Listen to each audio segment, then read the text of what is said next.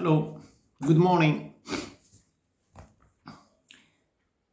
Human being cannot avoid from being between two generations. The generation before him, this is our ancestors, and the next one is progeny. So human being is between. Sometimes we transport something from our ancestors and then we give it to our children. Among the things that we transport, we carry from our ancestors what we call culture. We say culture, nationalism. From the culture, there is something, there is something. Is it something always good, always bad, or what is it? Something, we have to understand that. And we say bad, why it is bad, and if you say good, why it is good. Do we see any changes? In other words, the kid when he is born, normally, it's not always the case. It's not at all. It's not the case at all. He is different. He is different than his father. He must be different than his father. How come? He was born with something, with the potential to develop his uniqueness. From where is he going to absorb or develop his uniqueness? That we shall see it soon or later. Other than this, when the father, without realizing it, is not always the case. The parents, they want to see their reflection. They want to see their image in their kids. And consciously, it's not a person is doing this voluntarily, intentionally to hurt or to do something bad. No. And consciously, the parents feel their talents, faculties, with what they prove themselves. On the podium of existence, these faculties are diminishing. They will be diminished one day. They feel the diminution of this. They cannot gain this sort of, appearance in society. They want to see it, to see the extension in their kids. Is it wrong? Well, again, it's not a matter of right or wrong. We're saying is a kid has his own uniqueness. I'm not talking about position at work. I'm not talking about the field. If the father is in a medical field, he wants his son or daughter to be in a medical field. We're not talking about this. There's uniqueness, something else. But it's not, as I said, is always a kid is victim of his parental image, culture, nationalism. What is culture? So you today hear it a lot, especially students, especially intellectual people, when they speak, it's our culture. They say it's our culture, their culture. You say, it doesn't mean that the others is good or bad or mine is good or bad. We just try to explain what does it mean, a culture, according to what they say. And you have 4 components: traditions, customs, language, religion. That separate one culture from the other. In Arabic is weird. In Arabic, Arabs try to interpret, or they call this culture, the word ثقافة. الثقافة. It is just they copied it. Now, when we say Arabs, Muslims, I refer to the book, the divine book. Divine book, you don't find this word existing. You don't find it in the hadith neither. But they say thaqafa, thaqafa, when in fact, thaqafa, if you go to literature, the word thaqafa, thaqufa, is taken from, the metaphor is from the crops when they are raised up very high, very good crops.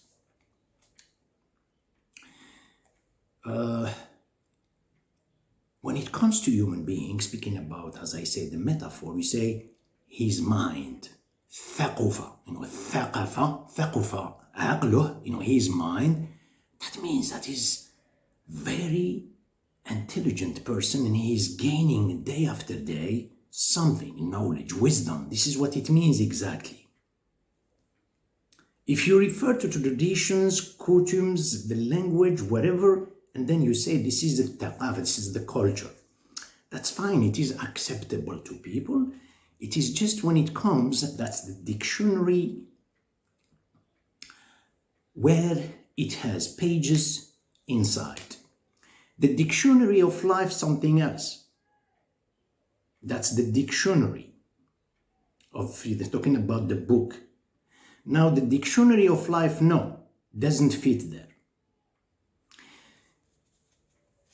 As I said, what does it do, this culture? How the culture is created? People, they like something, they want to make a date, and then they celebrate it. And then they go with that. And that's it. So you have a culture which is from habits. The habits. And then the habits, what they do. The routine, what does it do? It influences the personality, the person's mind. Personality is the last epitome that shapes the person. We say this is a person like this, but it shapes the mind first. And then the mind will be characterized by the culture. I mean, he is himself characterizing himself by those routine, habitual things, and then he becomes characterized. What is the culture in faith? The culture in faith, what does it do? The culture centralizes the person. It centralizes the person, it gives him a geographic location, not even a geographic. When you say geographic, you are exaggerating, saying something big. No. It gives him a corner. This is where he is. It is centralizing his mind. It is punctualizing his mind as well. And it is characterizing the manner in how he should behave. Careful. He should behave this way. So these three metaphors, when you speak about time, space, and manner, the culture will shape you. What is faith? Faith is here to render the punctual eternal. It is here to render the corner, the place, to become universal.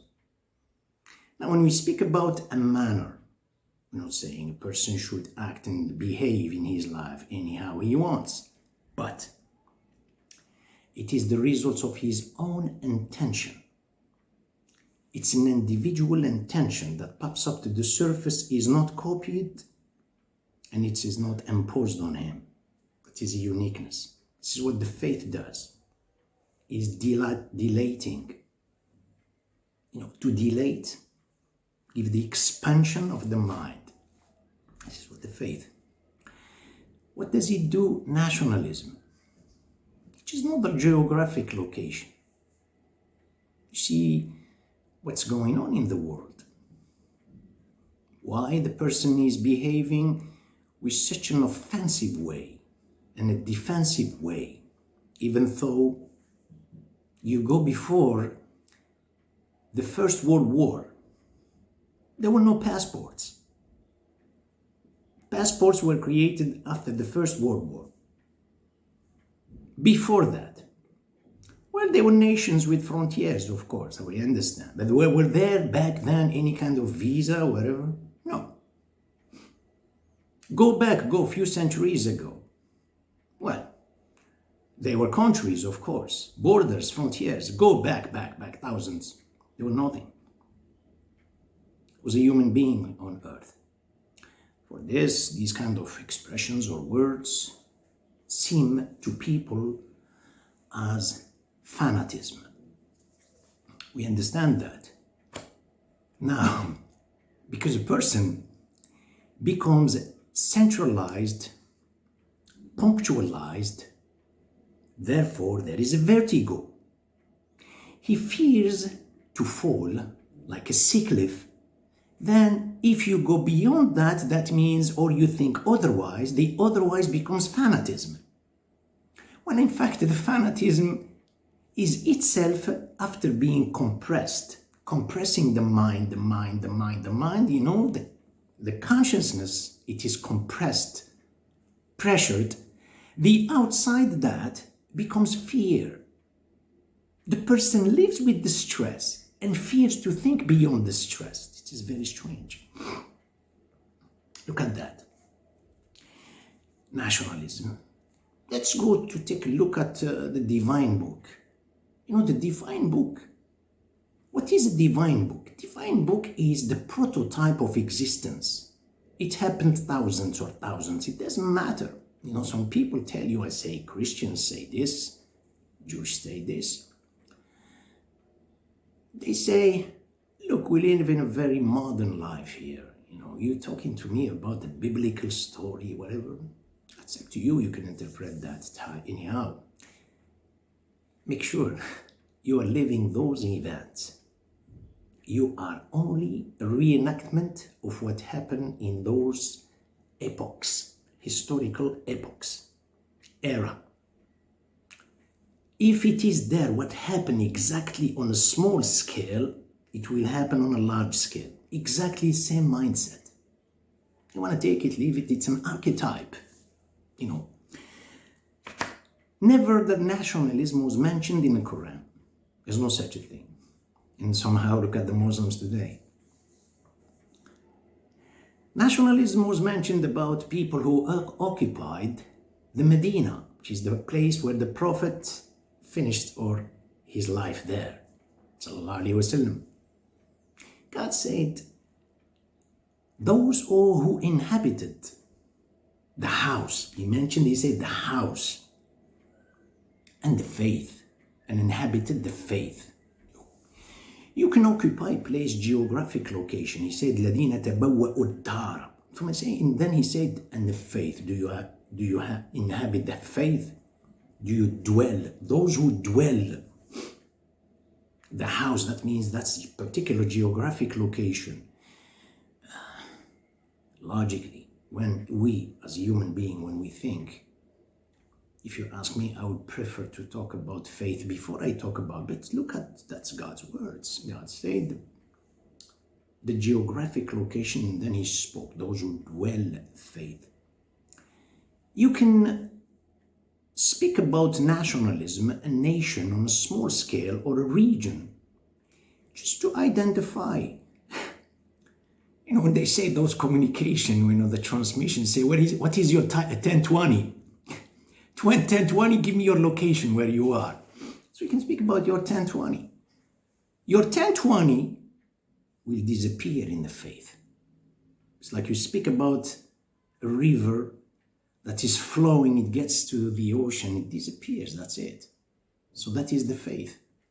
You can speak about location, but the fanatism with the location, with the place, that's not good. That is creating culture, whatever. Or speaking about nationalism. You know, person is seeking refuge in the word nationalism, and that refuge mentally is causing you stress. You can't help, you were born somewhere, you know, it was not by choice. I was born in Egypt, or I was born in South Africa, you know, not by choice. But you have a choice to eliminate nationalism from your mind. Now, as I said earlier, between two generations, let's go back again and speak about Abraham. Speak about from the divine book about Abraham alayhi salam. He was between two generations, his father and then his kids. His father was polytheist. What does it mean polytheism, and what does it mean monotheism? Generally, this is monotheism. We believe in one God, whether directly, whether which is the case Jewish, Christian, Muslims. This is what they call monotheism. Polytheism is you don't believe in one God, there's a multiplicity. You associate something with the oneness of God that we call shirk in Arabic. Even though, which is the case, for instance, even though those who seem to be polytheist, be careful, after all, they have these intermediaries of the gods. They believe in the absolute, which is the case, for instance, of the Greeks before, philosophers. They defy nature. Poseidon, the god of the earth, the oceans, Athena, Jupiter, they defy nature, planets. Still, they believe in the Neoplatonism. They believe in the absolute. There's a big power beyond that. In Buddhism, in Hinduism, in Taoism, they believe in that. The only thing is they have these intermediaries. In Islam, it is prohibited, and you know that. When they say, ما نعبدهم إلا ليقربونا إلى الله زلفى. The polytheists in Quraysh, they say, we're not worshipping them, this idolatry. We are only worshipping them that they get us closer to God. This is what they thought. Anyway, it's not our topic to speak about, but just to distinguish between the two. But his father was a polytheist. You understand, when you have a father like this, and he is the father of the monotheism, of the monotheist Jewish, Christian, Muslims. What was he going to go to give? Our point here is just the slaughtering, the sacrifice. How did he speak to his father? Did he cause a conflict? You're not talking about technology that differ from one generation to another. Some kind of freedom that differ from one generation with another. No, he's talking about polytheism is something very dangerous. Today, modern society, the modern man tells you, oh, thank God we don't worship idolatry. We don't have idols. That's a kind of funny thing someone should love. Idolatry that is existing today is worse than before. The institutionalization of the mind today is worse than before. Those people back then, during Namrud, people were sincere. They say, what I worship, I'm going to put it into sculpture and worship it. And then the vice versa. That's a static is going to make me static. That's what it is. Why it is prohibited. Why God prohibited images. What God prohibited, Prophet ﷺ spoke about this a lot. Prohibited idols in Islam. Because the static is going to back then those kind of particles, they will be sent back to you. It's going to centralize it as it is. Your God with the minuscule letter, with the lowercase letter. As I say, the institutionalization today is worse than before. But the number of idolatry within a person's mind is much, much, much bigger than before. He spoke to his father, very nice way. The word conflict of generation does not exist. What exists, the conflict of generation, is when the son, from his early age, he feels being deprived of something.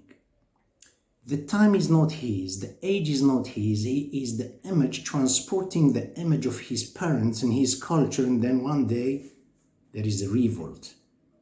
After the age of puberty, I'm looking for my freedom. Well, actually, he's not looking for his freedom. He's looking for the self. There's no self. How to get it? And he goes into crazy things. No, because the parents were just only creating a duplicate, their own duplicate in their kids. Supposedly, my son, your career. It's for your career. There's no such a thing as a conflict of generation. You welcome the parents politely. And understand this, there are moments where the parents impose certain things that are outside the reality, the logic of life, gently, in a very polite way. Don't take it, don't carry it. Anyway, this is one thing about his father. Now he has a kids. Ishmael, Jacob, naming them with the Latin, Ismail wa Ishaq wa Yaqub. One day, is the day of the sacrifice. The Israelites, they interpret this according to their interpretation. Their interpretation to the divine book is according to their, I should say, agenda. They have everything agenda, modify, put an agenda. Which is very strange with the Muslims, they follow them. Yeah. When they say God asked him to slaughter your son, well, the Jews, they want to make it with Isaac. Muslims, they say God asked him to slaughter your son Ishmael. Yes, but did God ask Abraham to slaughter his son? This is what everybody thinks. There's no such a thing. God never asked his prophet to do that. Abraham, peace be upon him, say to his son Ishmael, my son, I'm dreaming. Use the present continuous. I'm dreaming that I am slaughtering you. That was a dream. The dream with the prophets, it's not like our case. We eat, we watch the TV, and then I dreamt. It's not such a thing. This is a divine revelation for the prophets. Prophet, when they see something, that was divine revelation from God. But there's no such an instruction from God telling him you should slaughter your son. He said, Ya buniyya, inni ara fil manami anni adbahuka fanzur ma'adha tara. He said, I'm seeing myself slaughtering you. See what you can think. He said, oh father, do what you were told to do. Like this, politely, do what you were told to do. Inshallah, God's will, I will be patient. It's not something, a joke here, slaughter. Then, at the moment, as by the time he was going to slaughter, and he slaughtered, by the way, that's between brackets, we shall see this soon. When adaynahu, and then we called him, and God saved him with the sheep. Angel Gabriel, peace be upon him, came with the sheep. What did he tell him? Ya Ibrahim, oh Abraham, you have confirmed the dream. When you say you confirm something is according to, according that this is the image, what is seen here is according to reality, is the same copy, meaning you did it already. According to the original copy, you say you did it already. When did he slaughter? When did he didn't slaughter him? The question is, the slaughter has nothing to do with Ishmael. It has to do with Abraham slaughtering himself. First, by not carrying the idolatry of the parents of the previous culture, nationalism in his mind. This is the first thing. The second thing, by not following his kid's desire, which is the case, you see the father. He doesn't want to see his reflection in his son. That's the biggest slaughter, yo. That's the effort. Killing the self, meaning not following my egoistic agenda, my egoistic desires, that's the biggest slaughter, even though in Arabic, the word al-juhd, or al-jihad has to do with the ego. Prophet said it, sallallahu alaihi wasallam. Everybody knows it today, we don't need to go into those explanations. Everybody understood those meanings. So you understand when God told him, you have slaughtered, first thing, by not following your desires, by not implanting your image on your son, by not doing this, because the slaughter is the last exam after having worked for that for a while.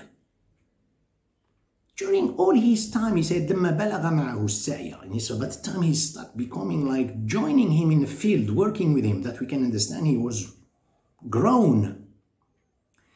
You understand all that during all that time, it shows you that Abraham alayhi salam was not imposing his image on the son. He developed your own. This is what it means. So the slaughter has to do with Abraham not carrying nationalism. Someone's going to say, oh, was there a nationalism back then? Yeah, there was a nationalism. There was Namrud. Namrud, he was, the symbol of dictatorship. We was talking to him politely. They did not announce it. But there was, that kingdom. It was on the same small scale, today on a large scale. This is the idolatry that parents, they want to see their image in their kids. To speak about how the kid should develop himself, that takes an encyclopedia. To give a chance to the kid to be developed. It's not in 2 words, 5 minutes video, 10, half an hour. Not. It's not. Let's just speak about the age. He has his age. Before you give something, you should possess it first, as a parent. You don't have those ethical values, you cannot impose them. I'm not saying you should be perfect to teach the kid that. No, you can teach him. But the best example, as they say, actions speak louder than words. The thing is, if you teach a kid generosity, this is something, an effort. It's an effort. Something is, teach him how to become generous. We don't teach our kids. We teach them how to grab, how to grasp, acquire. This is what it is. If you teach him this, the first time you put the money in his hand and you push the arm to do it. He's accompanying you in life. You teach him not to bullying others, because bullying is showing that you are looking for someone to devaluate to prove your existence. Because you don't exist, that's why you're looking for someone to devaluate. So bullying, you are very bad person if you're looking for weaknesses in otherness. If you teach him this, give just an example. The day that you put this, you put it in his hand. Did he do the gesture or you did the gesture? You did the gesture. But the time of transition, when you withdraw yourself, you let him do, you tell him, it's very important. My son, I ask you. Actually, it's not me. That God who is asking you to do this. You supervise with binoculars from a distance, not next to him. Make sure he does things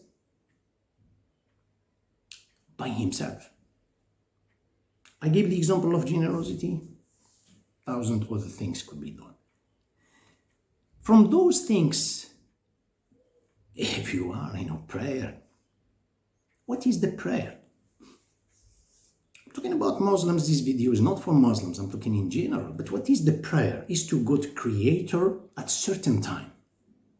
But nobody think about it is nobody is pushing you. Generosity, I'm talking about charity. You give it by yourself. Fasting, nobody knows. I can claim to people I'm fasting today, but I ate at home. You know, all of these based on an invisibility. You know, as I said earlier, gesture, etc.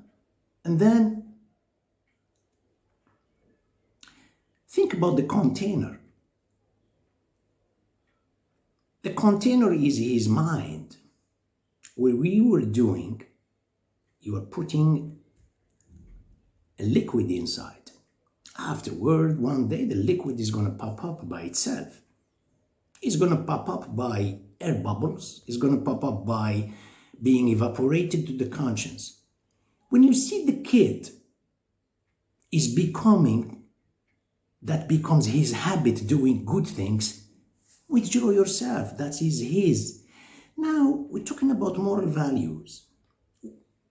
From those moral values, he will develop his uniqueness that is not like you. If he's carrying yours, he's not unique. You are confiscating his age. I'm going to give a story, finish with a story. Perhaps for some people it's a fanatic, some others perhaps they accept it. Well, what is this doing certain things under the supervision of the oneness of God? What does it do to you? You generate it yourself, intentionally, in a moment. Could be before the action, could be at the moment, could be after doing the action. Could you possibly recuperate that while trying to go back?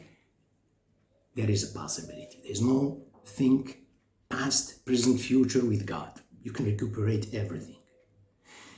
During the Sufis, during Muslims, when the Sufism was, as you know, those people, they go into worship a lot. They purify the heart. They see that the manifestation in the world, the external world or objective world, if everything is a reflection of what the person has in his psyche, his heart. They heard about a boy, young boy, was reciting the Quran in one night. The book is like this. Prayers, everybody knows, praying at night, you will be rewarded. It's like you cannot imagine. So sometimes if you pray ritual prayers at night, you wake up. In one night he does that. So the kid was a popularity. It's a popularity, everybody, my God, this is a God's gift. It's like came with a parachute from heaven, etc. Everybody. This is the majority of people. There was one master, one man, as we say in Arabic, he cuts the piece of hair vertically, not horizontally. We know when he has a sharp mind, very intellect, very smart person. We say he cut the hair like this. He doesn't cut it like this. He's very sharp. That's what we mean. He called this boy and he said, my boy, I would like to ask you something.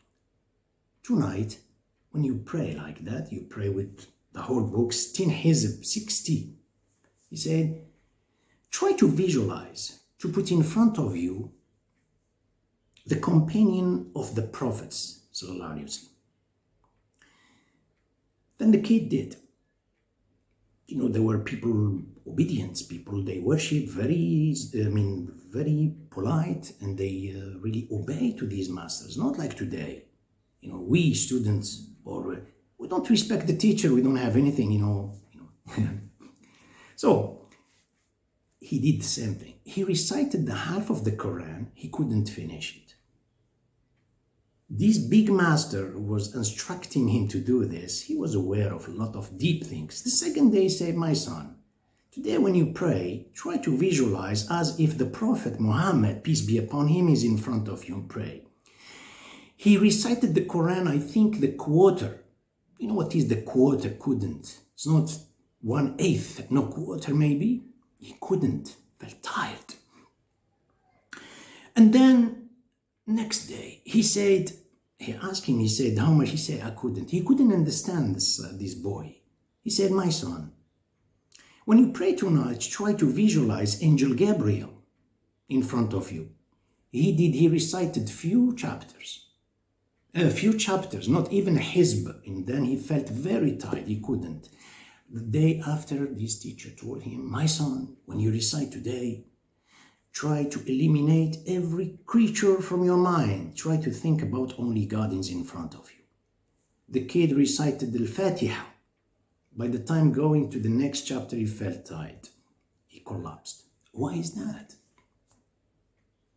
We are energized by reputation. Even if the audience, spectators' audience, even if it is absent, we try to visualize it as what if it is present?